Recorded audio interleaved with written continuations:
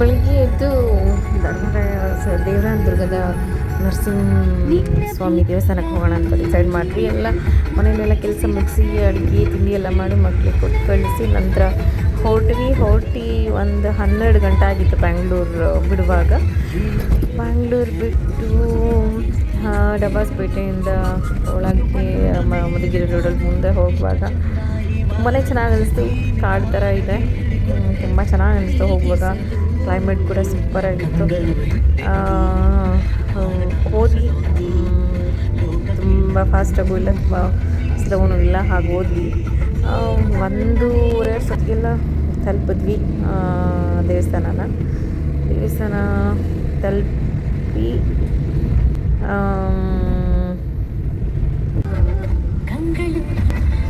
ಬೆಟ್ಟ ಹತ್ತಲಿಕ್ಕಾಗತ್ತಾ ಅಂತ ಹೀಗೆ ಯೋಚನೆ ಮಾಡ್ತಾ ಇದ್ವಿ.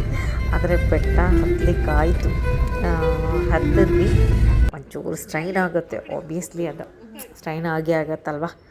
ಆದರೆ ಎಷ್ಟು ಮೆಟ್ಲಿದೆ ಅಂತ ನಿಜವಾಗ್ಲೂ ಗೊತ್ತಿಲ್ಲ ನನಗೆ. ಮೆಟ್ಲು ಹತ್ಕೊಂಡು ಹೋಗಿ ಕಲ್ಯಾಣಿಲಿ ನೀರಲ್ಲಿ ತಲೆಗೆ ಎರಚ್ಕೊಳ್ವ ಅಂತಂದರೆ ಅಲ್ಲೊಂದು ಹಾವು ಬೇರೆ ಕಾಣಿಸ್ಬಿಡ್ತು. ಬಿಳಿ ಮಂಡೆ ಹಾವು, ನೀರ ಹಾವಂತ.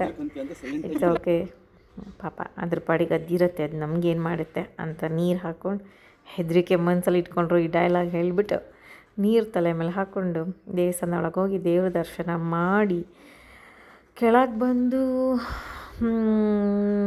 ಯೋಗ ನರಸಿಂಹ ಭೋಗ ನರಸಿಂಹ ಅಂತ ಇದೆ ಅಲ್ವಾ, ಎರಡೂ ಕಡೆ ದೇವರ ದರ್ಶನ ಮಾಡಿ ಪೂಜೆ ಮಾಡಿಸ್ಕೊಂಡು ಸಮಾಧಾನದಲ್ಲಿ ಮನಸಾರೆ ಕೈ ಮುಗಿದು ಮನಸ್ಸಿಗೆ ತುಂಬಿಕೊಂಡು ದೇವರನ್ನು ಖುಷಿಯಿಂದ ಸ್ವಲ್ಪ ಹೊತ್ತಲ್ಲೇ ಕೂತ್ಕೊಂಡಿದ್ದು ಖುಷಿಯಿಂದ ಸಮಾಧಾನದಿಂದ ಹೊರಟ್ರೆ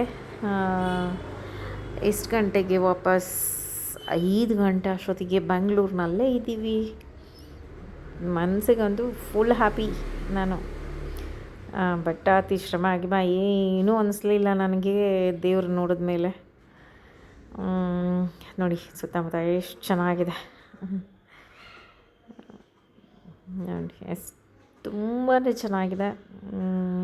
ಮನೆ ದೇವರು ದೇವಸ್ಥಾನದ ಪೂಜೆ ಗೀಜೆ ಎಲ್ಲ ಮುಗಿಸ್ಕೊಂಡು ನೆಮ್ಮದಿಯಿಂದ ವಾಪಸ್ ಹೊರಟಿ 5 ಗಂಟೆ ಅಷ್ಟೊತ್ತಿಗೆಲ್ಲ ಮನೇಲಿದ್ವಿ. ಮನೆ ಟೀಗೆ ಒಂದು ಫ್ರೈಡ್ ರೈಸ್ ಮಾಡ್ಕೊಂಡು ಬಾಕ್ಸಲ್ಲಿ ತೊಗೊಂಡು ಹೋಗಿದ್ವಿ. ಮಧ್ಯದಲ್ಲಿ ಪೂಜೆ ಎಲ್ಲ ಮುಗಿಸಿ ಬರುವಾಗ ಮಧ್ಯದಲ್ಲಿ ದಾರಿಲಿ ನೀರು ಕೂಡ ಇತ್ತು, ತಿಂದ್ಬಿಟ್ಟು ಬಂದಿದ್ವಿ. ಮನೇಲಿ ಬಂದೆ ಟೀ ಕುಡ್ದಿದ್ದು. ಎಲ್ಲೂ ದೇವಸ್ಥಾನದಲ್ಲಿ ದೇವ್ರಿಗೆ ಬೇಕಾಗಿರೋ ತೊಗೊಂಡಿರೋದು ಬಿಟ್ಟರೆ ಎಕ್ಸ್ಟ್ರಾ ನಾವು ತಿನ್ನಲಿಕ್ಕೆ ಕಾಫಿಗೆ ಅಂತ ಎಲ್ಲೂ ನಿಲ್ಲಿಸಲಿಲ್ಲ. ಚೆನ್ನಾಗಿಸ್ತು, ಸೂಪರಾಗಿತ್ತು. ಮನಸ್ಸಿಗೆ ಸಮಾಧಾನದಲ್ಲಿ ಮನೆಗೆ ಬಂದ್ವಿ ವಾಪಸ್.